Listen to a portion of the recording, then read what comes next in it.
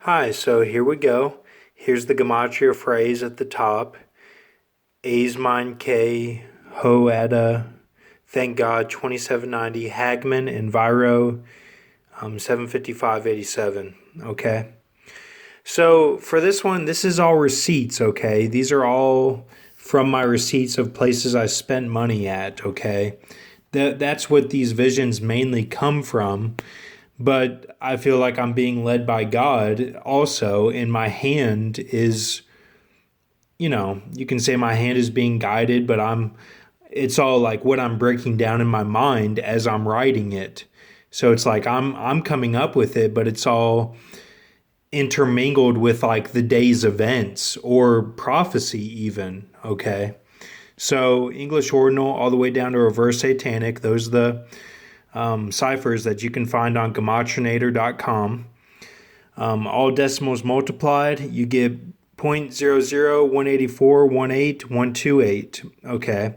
Remember that Kristen Stewart is the 28. That's what this channel is based off of, is the Roar Sylphant Troy, her creature. Okay. And 30 plus 184 plus 18, 12, and 8. You go to 252 BC, Abantidas. Okay. Now, what I see with Abantidas is he has beaten all of these creatures here. These are what he has power over, okay?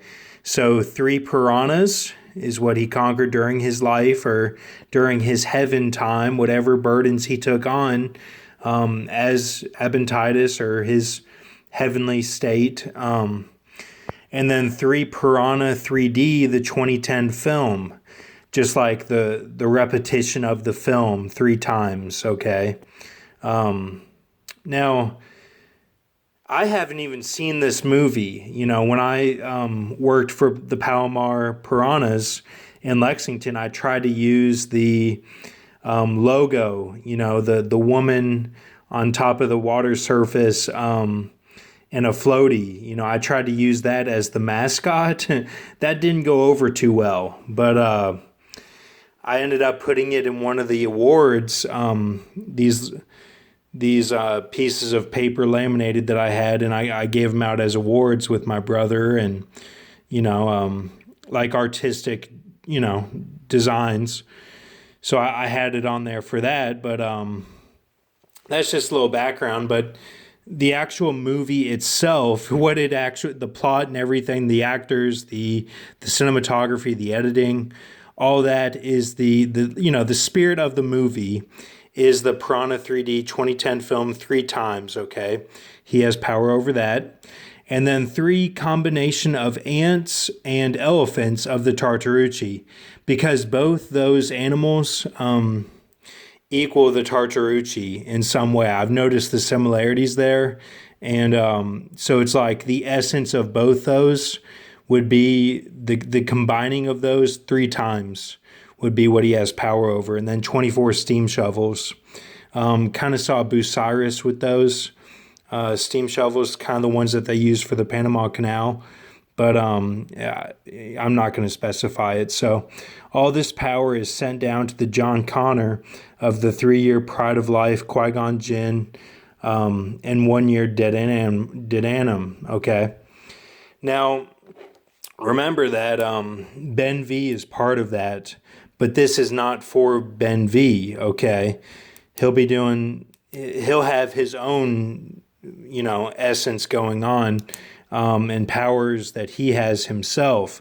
But the person that gets all of this here is my friend that I used to smoke with. I don't do that anymore, but in California, I had a friend when I went to Concordia University, Irvine, and he went to Portillo's with me in California, which that's a Chicago-based restaurant, and he was actually from Chicago. So I got all my dad's side family is from Chicago, so we kind of had a good friendship, and I don't think that ever in the smoke he was like weird, It was all like good vibes, unconditional love, whatever the the reverse of the Canaan, I guess you can say, but and not in a weird way, just that's what that was. So I don't even remember his name. It's sad, I'm not good with remembering all the details with all this stuff. But I'm just gonna say Portillo's in California friend is the John Connor who gets the Abantidas power for the 4 years here. Which the T101 is Tier, T1000 is my friend Ford, okay?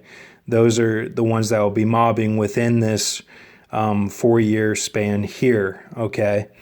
And remember that one is the Ben V, who's from Houston, and who is writing the book, could be a witness or something, but he's part of that as well. So,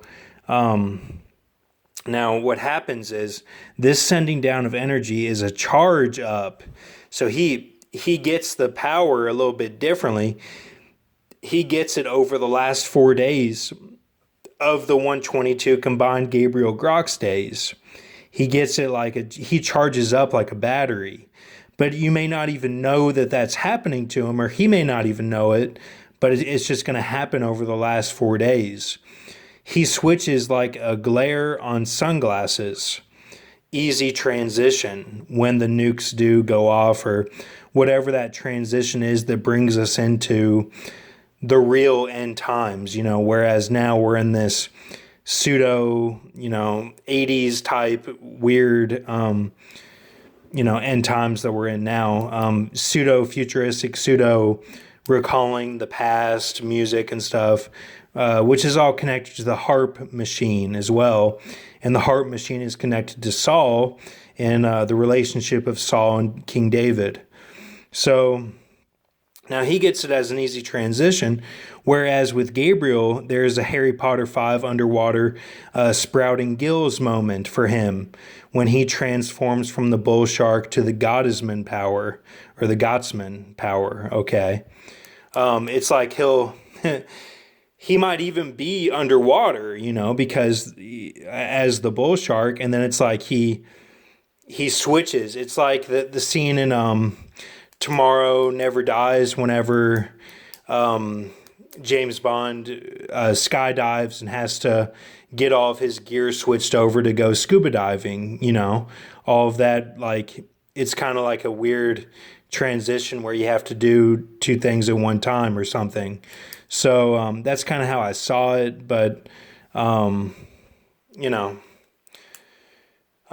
what that is. So take all this to the Lord and see what you think. Take it to Lord Jesus in prayer and whatever it is, the way that you talk to the Lord. But this is the vision, okay? And with my channel, I give visions.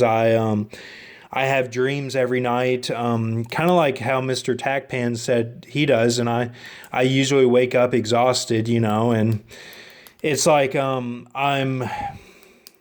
I guess you can say I'm Ezekiel 17, set in that way, where it's like I just do things, like how Joker says it in Dark Knight, I'm just writing all this down, it's like it all has to come out of me.